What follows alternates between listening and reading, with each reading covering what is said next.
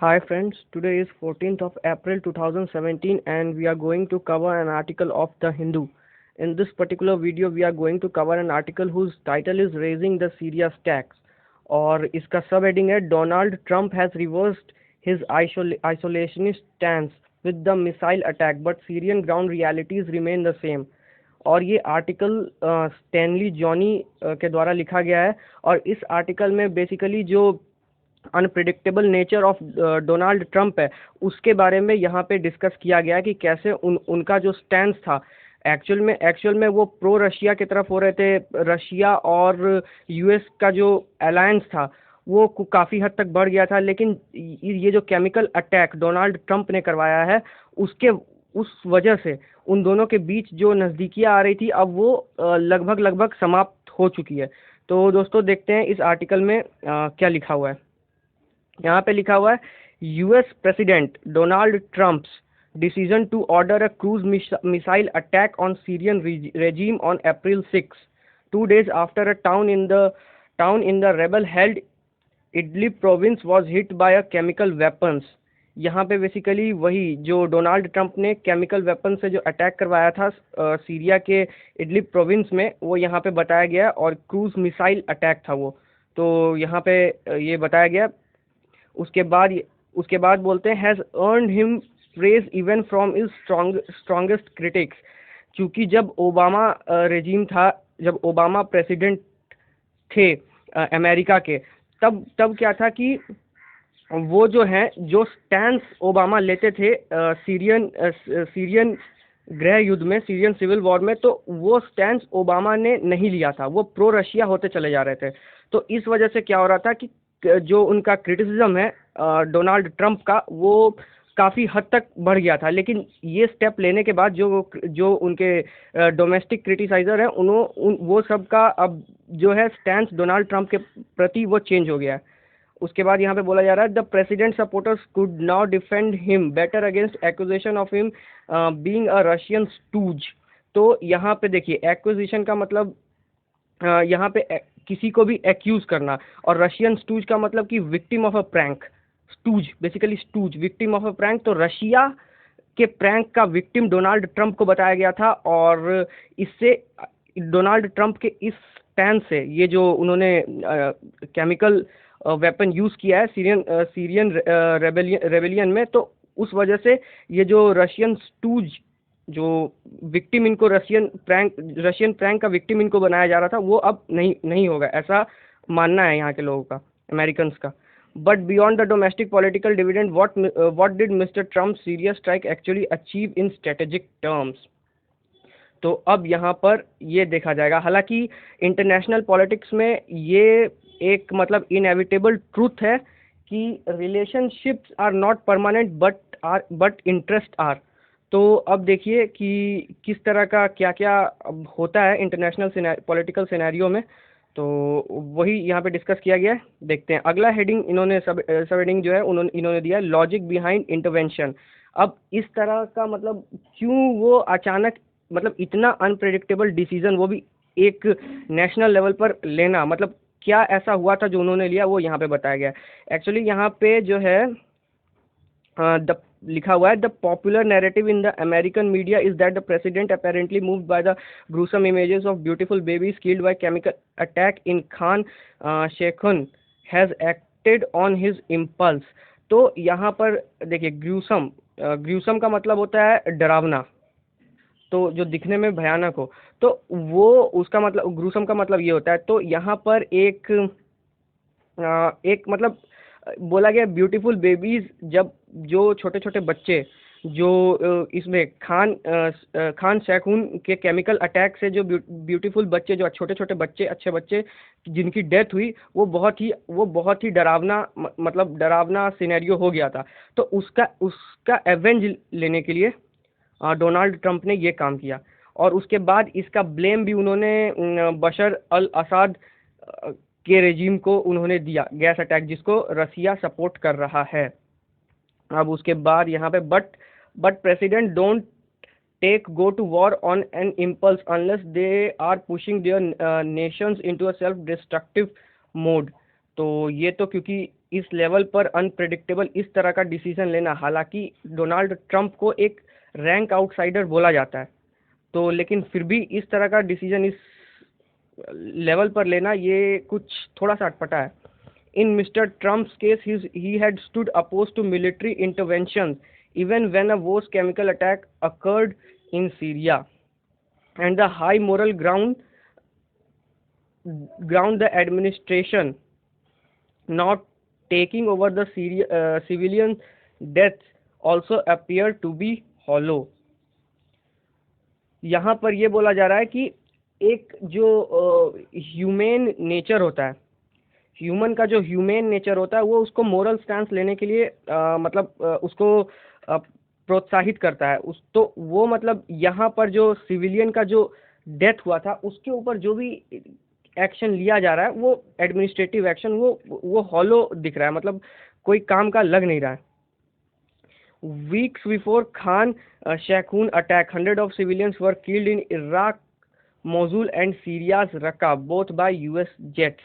तो यहाँ पर जो यूएस जेट से इराक के मोजुल और सीरिया के रक्का प्रोविंस में जो यहाँ पे खान शेखून का जो अटैक, उसके एक वीक पहले के जो अटैक में जो यहाँ पर हुआ वो यूएस जेट ने किया था.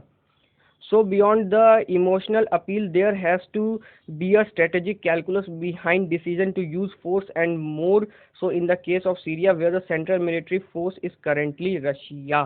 तो यहाँ पे जो दबाव बन रहा था रशिया और यूएस का, तो वो इससे मतलब वो जो रिलेशनशिप है वो खतरे में इससे आ चुका है इस एक्शन से, क्योंकि वो ये बशर अल असद को रशिया सपोर्ट करता है और ऐसा माना जा रहा है कि उनका जो स्टैंड है वो सीरिया में भारी पड़ रहा है.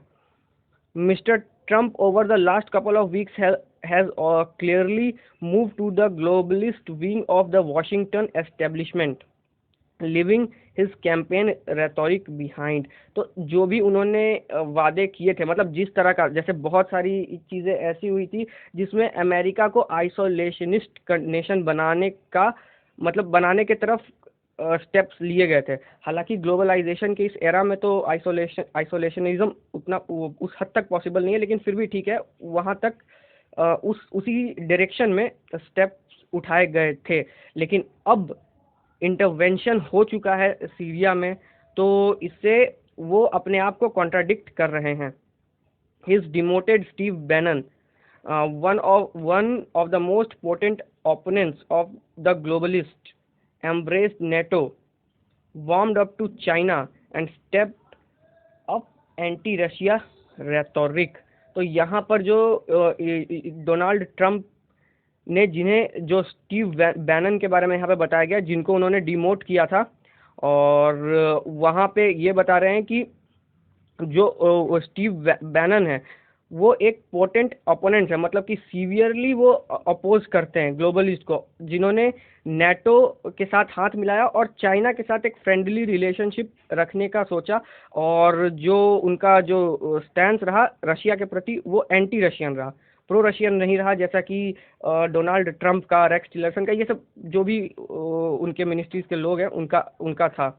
उसके बाद the Syria strike should be seen as part of the larger trend. For the past 3 years, interventionists in Washington, both liberal internationalists and neoconservatives, repeatedly called for a limited action in Syria, where they wouldn't necessarily escalate military tensions between the US and Russia, while the same time help Washington win back its Assad allies in West Asia, who were disappointed with President Barack Obama's Iran veto. Mr. Trump appears to have played ball with them. यहाँ पर जो भी strategic जो plans बनता है America का, जो भी न्यू कंजर्वेटिव्स हैं वहाँ के, जो मतलब एक एडवाइस देते हैं अमेरिकन फॉरेन पॉलिसीज में, तो उनका ये स्टैंस था कि जो ओबामा के प्रेसिडेंटशिप में जो भी यूएस के अगेंस्ट गए थे, उन उन सब के साथ एक डिप्लोमेटिक अप्रोच ट्रंप को रखना चाहिए था। अगर वो मिलिट्री टेंशन को सीरिया में एस्केलेट करता है तो ये एक इनएविटेबल, एक ऑब्वियस सी बात हो जाएगी कि रशिया से उसके रिलेशन खराब हो जाएं। तो यहाँ पर उनका मानना था कि नहीं, रशिया से भी रिलेशनशिप सही रखना है, और जो एंटी असद एलाइज हैं जो वेस्ट एशिया में हैं, उनको भी अपने तरफ ही रखना है। तो ये एक चीज़ था। और यहाँ पर एक्चुअली बराक ओबामा और जो ईरान का दैतो हुआ था, दैतो इज एन फ्रेंच वर्ड, यहाँ पे DETENTE है, इसको डेटेंटे नहीं पढ़ेंगे या फिर कुछ इस तरह की चीज़ें, इसका प्रोनाउंसिएशन होता है दैतो। तो इसका मतलब होता है ईजिंग ऑफ रिलेशनशिप, जो रिलेशनशिप में स्ट्रेन आ गया है उसको कम करना। Mister Trump appears to have, ठीक है, ये द सीरियन मैट्रिक्स, अब सीरिया के बारे में ऑथर ने बताया, सीरियन मैट्रिक्स के बारे में actually. But the real risk is that once American enters a battlefield, as the examples at least since Vietnam show, it doesn't get out of it easily. तो ये एक एक्सपीरियंस यहाँ पे, एक जो वियतनाम वॉर हुआ था वहाँ से जो एक्सपीरियंस गेन ये किया था कि अमेरिका जल्दी किसी भी वॉर से बाहर नहीं निकल पाता। तो ये यहाँ पे इस चीज़ को यहाँ पे डिपिक्ट किया गया है। Mr. Trump may have been able to send out a message that he is ready to act, but the problem with limited attacks is that those are tactical actions that leave the balance of power on the ground intact while altering the overall political atmosphere drastically. तो ये जो political swoop down हो रहा है in the international relationship, या तो वो कैसे कैसे होगा, या तो वो अमेरिका रशिया में होगा, मोस्ट प्रोबेबली रशिया इधर चाइना से भी जुड़ा हुआ है, तो अमेरिका और चाइना में से भी कुछ कुछ हो सकता है, अमेरिका ईरान से भी कुछ कुछ, मतलब वैसा कुछ बनता है। तो ये सब जो चीज़ ग्लोबल लेवल पर जो चेंज आ रहा है between the nation, amongst the nation, तो वो यहाँ पे बताया गया कि वैसा वो बहुत ही ज़्यादा ड्रास्टिकली चेंज हो रहा है। उसके बाद the same holds true for Syria, the US strike won't have any drastic impact on civil war while the Moscow Washington research is already dead. तो ये तो इनएविटेबल ऑब्वियस सी चीज़ है, ये होना ही था। On the other side the strike have cemented the Moscow Damascus alliance further. तो अब चूंकि रशिया वहाँ पे सेंट्रल पावर है, वो असद को ओपनली सपोर्ट करता है, तो उस केस में उधर क्या हुआ कि जब केमिकल अटैक जो करवाया US ने, तो उससे क्या हुआ, सिविल वॉर पर कोई असर नहीं पड़ा, लेकिन चूंकि एक रेजिस्टेंस देना पड़ेगा रशिया को, तो इस या फिर वो ऐसा कुछ रेजिस्टेंस उसको देने की सोच रहे हैं, तो इसीलिए जो रशिया है वो डेमस्कस के साथ मिल करके, जो सीरिया का एक प्रोविंस है वहाँ पर मिल करके उन्होंने एक एग्रेसिव पॉलिसी के बारे में वो सोच रहे होंगे। In an act of defiance, Syrian Air Force jets took off from airbase, hit by American missiles the next day to bomb Islamic State location in Homs countryside, while Russian President Vladimir Putin has sent a warship to the Mediterranean. इसके बाद क्या क्या events हुए वो यहाँ पे बताया जा रहा है। The icy welcome offered to US State Secretary Rex Tillerson in Moscow on Wednesday underscores the Russian fury, which has thrown the possibility of any future Russian-US cooperation in finding a political solution to the Syrian war into jeopardy. तो यहाँ पर जो है, जब Rex Tillerson गए थे US में, ये मॉस्को में, तो उनका जो वेलकम होता है वो अच्छे से नहीं किया गया था। तो इससे पता चलता है कि रशिया जो है वो कितना सीरियस हो चुका है US के उस स्ट्राइक से। तो खैर, अब उसके बाद what will Mr Trump do next, the conflicting statements being issued by the official so that he lacks coherent strategy on Syria और the administration is ill prepared to deal with the political consequences of the strike। ठीक है। The failure of G7 at its Lucca summit early this week to reach a consensus on more sanction against Russia over its Syria support shows even America's European allies are divided।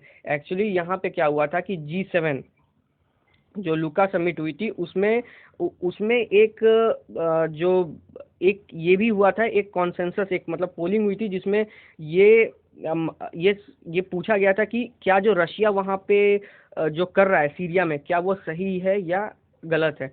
तो इसमें क्या हुआ था कि ये जो G7 का जो G7 अपने लुका समिट में फेल हो गया था। तो इससे ये बात साफ होती है कि रशिया जो कर रहा है उसके सपोर्ट में कुछ अमेरिका के यूरोपियन एलाइज भी हैं। तो इसका मतलब there is a breached stance even within the among the European allies of United States of America. उसके बाद यहाँ पे बोलते हैं the cold fact is that mister Assad is still winning the war and in all likelihood the Syrian army will continue to retake territories from rebel with Russian help. तो ये तो fact है। Now that he has already raised the bar, Mr. Trump will come under increased pressure from both the interventionist lobby at home and allies in West Asia to act again. तो यहाँ पे बोला जा रहा है कि political pressure एक जो ट्रम्प के ऊपर बनेगा वो इसके इनके डोमेस्टिक इंटरवेंशनिस्ट जो इस अटैक के, इस स्ट्राइक के अगेंस्ट थे, उनसे भी उनको प्रेशर मिलेगा। और जो जो अमेरिका के यूरोपियन एलाइज हैं जो रशिया के ओर से खड़े हैं उनसे भी इनको प्रेशर मिलेगा। He could either use diplomatic means in Syria case, seek Russian help for a negotiated settlement between the regime and the rebels or go for a full blown attack. इसके बाद एक स्टैंड, एक जो stand होता है, जो एक vacillating character है डोनाल्ड ट्रंप का, इधर भी उधर भी। अब उन्होंने रशिया रशिया के अगेंस्ट सीरिया में कुछ किया, फिर रेक्स टिलरसन वेडनेसडे को वहां पे चले गए। तो ये इस तरह की जो चीज़ें हैं जो अमेरिका कर रहा है या करवा रहा है, वो उसे नहीं करवानी होगी। उसे एक पर्टिकुलर स्टैंड लेना पड़ेगा एट एन एक्सट्रीम लेवल। उसके बाद यहाँ पे बोला if he chooses the formal the moral argument Washington has build against Assad the evil dictator would crumble beside disappointing allies. ठीक है, यहाँ पे अगर बोलते हैं कि जो ओबामा प्रेसिडेंटशिप के टाइम पे था, असद का जो रेजीम था उसके अगेंस्ट थे वो लोग, तो अगर वैसा ही स्टैंस चलता है ट्रेडिशनल टाइप से, तो क्या होगा कि ये यूरोपियन एलाइज को भी डिसअपॉइंट करेगा और जो दबाव बन रहा है रशिया और अमेरिका के बीच उसको भी ये खत्म करेगा। And if he picks later it would spawn a much more disastrous war with the US and Russia standing up to each other. ये सही है। This is the dilemma the reckless Syria strike has taken Mr. Trump to। तो ये एक बहुत ही मतलब एक वैश्विक लेवल पर ये एक बहुत ही ज़्यादा पेशोपेश कश्मकश भरा हुआ ये डिसीजन है डोनाल्ड ट्रंप का, जो उन्होंने स्ट्राइक करवाया। और ये जो है उनको बहुत ही ज़्यादा डिप्लोमेटिक अप्रोच रखना पड़ेगा, तभी जा कर के कोई एक बीच का रास्ता निकल पाएगा। नहीं तो या तो उन्हें एक एक्सट्रीम स्टैंड लेना पड़ेगा जिससे कि ये जो दो कॉन्सिक्वेंसेस यहाँ पे बताए गए, या तो एलाइज डिसअपॉइंट हो जाएंगे या तो रशिया यूएस के एक दूसरे के आपस में भिड़ जाएंगे। ये दोनों चीज़ों में से कोई एक होगा।